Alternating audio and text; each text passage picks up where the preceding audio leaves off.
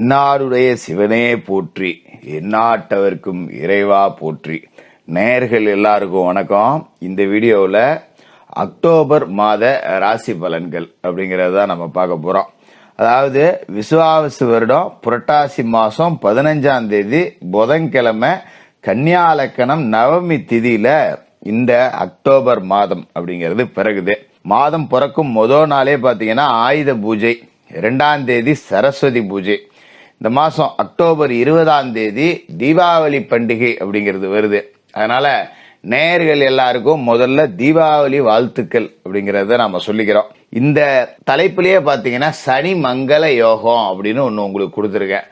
நாங்க குருமங்கள யோகம் கேள்விப்பட்டிருக்கோம், ஜோசியத்துல சனி மங்கள யோகம்னு ஒண்ணு கிடையவே கிடையாது ஜோசியரை அப்படின்னு நீங்க நினைக்கலாம். ஆனா ஜோதிடத்தை தீவிரமா ஆராய்ச்சி செஞ்சா குரு பகவானோட பார்வை அப்படிங்கிறது புனிதமான பார்வை, சனி பகவானோட பார்வை அப்படிங்கிறது வஜ்ர பார்வை.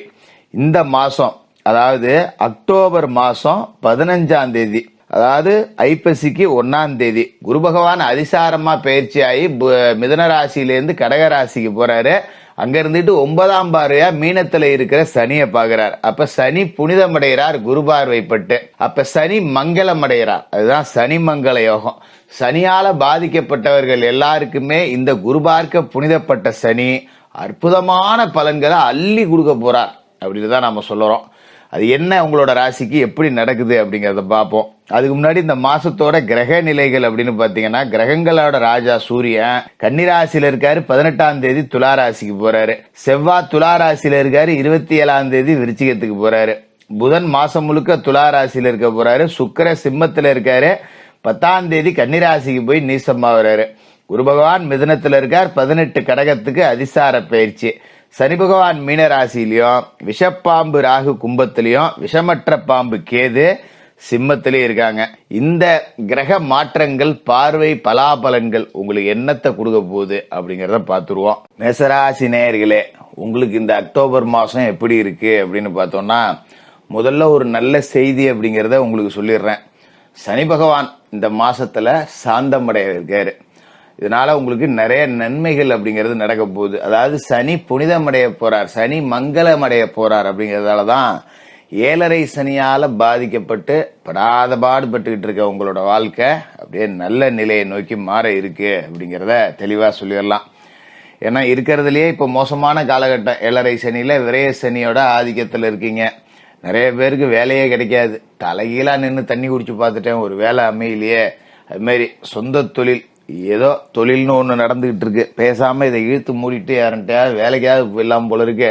சும்மா நானும் என் புருஷனும் கச்சேரிக்கு போறாங்கிற கதையா தான் தொழிலை பண்ணிட்டு இருக்கேன். பெருசா ஒன்னும் வளர்ச்சி இல்ல, ஒன்னும் வருமானம் இல்ல.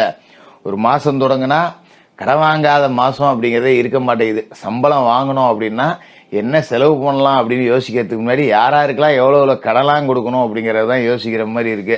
இந்த லட்சணத்துல தீபாவளி வேற வருது, நான் என்ன பண்றது அப்படின்னு மேசராசிக்காரர்கள் படாத பாடுபட்டுக்கிட்டு இருப்பீங்க. அதாவது தீபாவளிக்கு அவரை செலவெல்லாம் பார்த்தா நரகாசுரனை மன்னிச்சே விட்டுருக்கலாம் போல இருக்கே, இம்மன் செலவாகுதுங்கிற அளவுக்கு கஷ்டம் அப்படிங்கிறது உங்களுக்கு இருக்கும்.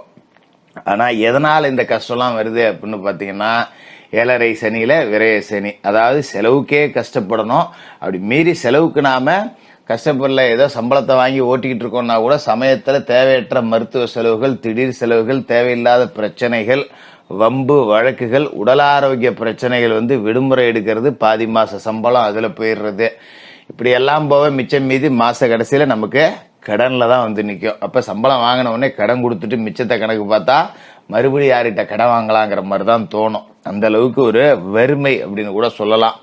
அது மாதிரி காசு இருக்கிறவங்களுக்கு பாத்தீங்கன்னா வெளியில நமக்கு மெப்பா தெரியும், நம்ம 7.5 சனிங்கிறாங்க, நமக்கு தான் கஷ்டமா இருக்கு, அவனும் மேசராசி தான், அவனும் பணக்காரனா இருக்கானே, கார்ல போறானே அப்படிங்கிற மாதிரி உங்களுக்கு சிலரை பார்த்தா தெரியும். அங்க போய் நண்டி பார்த்தாதான் அந்த குப்பை என்னன்னா தான் நாருதுங்கிறது தெரியும். நமக்காவது ஆயிரக்கணக்கில் கடை, அங்கெல்லாம் லட்சக்கணக்கில் இருக்குடா அப்படிங்கிற மாதிரி தான் இருக்கும். அப்படிப்பட்ட நிலையில இந்த மாசம், அதாவது அக்டோபருக்கு 18ஆம் தேதி ஐப்பசிக்கு 1ஆம் தேதி குரு பகவான் 4வது வீட்டுக்கு போறார். 4வது வீட்டுக்கு குரு போறார், அதிசாரமா பயிற்சியாகி உங்களோட ராசியோட யோகாதிபதி உச்சமடைய போறார். அதே நேரத்துல விரையாதிபதி உச்சமடைகிறார். அப்படிங்கும் போது விரைய செலவுகள் வரும். அதே நேரத்துல 9ஆம் வீட்டுக்கும் ஒரு அதிபதி உச்சமடைகிறார். அப்படிங்கும் போது நீங்க சொந்த வீடு கட்டக்கூடிய வாய்ப்பு, திருமணம் செய்யக்கூடிய வாய்ப்பு, ஒரு வாடகை வீட்டாவது பிடிச்சி வீடு மாறக்கூடிய அமைப்பு இது எல்லாமே இந்த காலகட்டத்தில் உங்களுக்கு இருக்கு. அதுமாரி கடகராசிக்கு போற குரு மீனத்துல இருக்கிற சனியை 9ஆம் பார்வையா பார்த்துறாரு. அப்படிங்கறதால சனி புனிதம் அடைஞ்சு மங்கள யோகம். அப்ப சனி 12ல மங்கள யோகம் அடைஞ்சா என்ன பண்ணுவார் ஜோசியரன்னு நீங்க கேட்கலாம். வண்டி வாகனம் வாங்கி கொடுப்பார். வண்டியே இல்லாதவங்களுக்கு ஒரு வண்டி கிடைக்கும். அதே மாதிரி ஒரு சைக்கிளில் போனவங்க பைக்கில் போகலாம், பைக்கில் போனவங்க காரில் போகலாம். அது மாதிரி 7ஆம் வீட்டில் இந்த காலகட்டத்தில் செவ்வாய் இருக்கார். அப்படிங்கும்போது கல்யாணமும் பண்ணி வச்சிருவார். சுப செலவுகள் அப்படிங்கிறத நிறையா கொடுத்து உங்களை சந்தோஷப்படுத்திடுவார். அப்பா வைத்திய செலவா பண்ணிட்டு கிடந்தேன்ப்பா, வெறும் நட்டமா வந்துச்சுப்பா, தொழில இப்படி பாடுபட்டேன்ப்பா, இப்படி ஏதோ கல்யாணம் காய்ச்சி பிள்ளைகளுக்கு ஒரு காது குத்து பண்ணனே, ஒரு சடங்கு பண்ணேன், சம்பிரதாயம் பண்ணேன், இந்த மாதிரி சுப செலவுகள் ஆனால் ஆயிட்டு போகுதுப்பா, சந்தோஷம்ப்பா அப்படின்னு நீங்க நினைக்கக்கூடிய அளவுக்கு நேரம் ரொம்ப நல்லா இருக்கும். அதனால நீங்க அதை பத்தி கவலைப்பட தேவையே இல்லை. ரொம்ப நிறைய நன்மைகள் அப்படிங்கிறது நடந்துகிட்டே இருக்கும். எதை பத்தி நீங்க கவலைப்பட வேண்டாம்.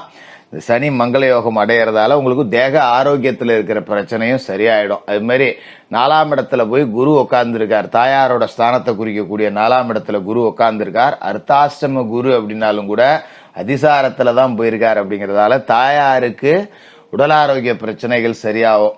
தாயாரோட சொத்து சில பேருக்கு கிடைக்கக்கூடிய வாய்ப்பு, இது எல்லாத்தையுமே உங்களுக்கு நல்லபடியா அமைச்சு கொடுக்கிறாரு. அது மாதிரி இந்த மாசத்துல பாத்தீங்கன்னா சுக்கிரன் ராசிக்கு 5வது வீட்டுல இருக்கார், சிம்ம ராசியில இருக்கார். பூர்வ புண்ணியஸ்தானத்துல சுக்கிரன் இருக்கார் அப்படின்னாலே காசு பணம் வரப்போகுது அப்படின்னு அர்த்தம்.